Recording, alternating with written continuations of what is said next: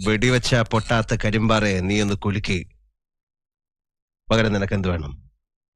ആശാന്റെ മുഖത്തിരിക്കുന്ന ആ കറുത്ത കണ്ണട.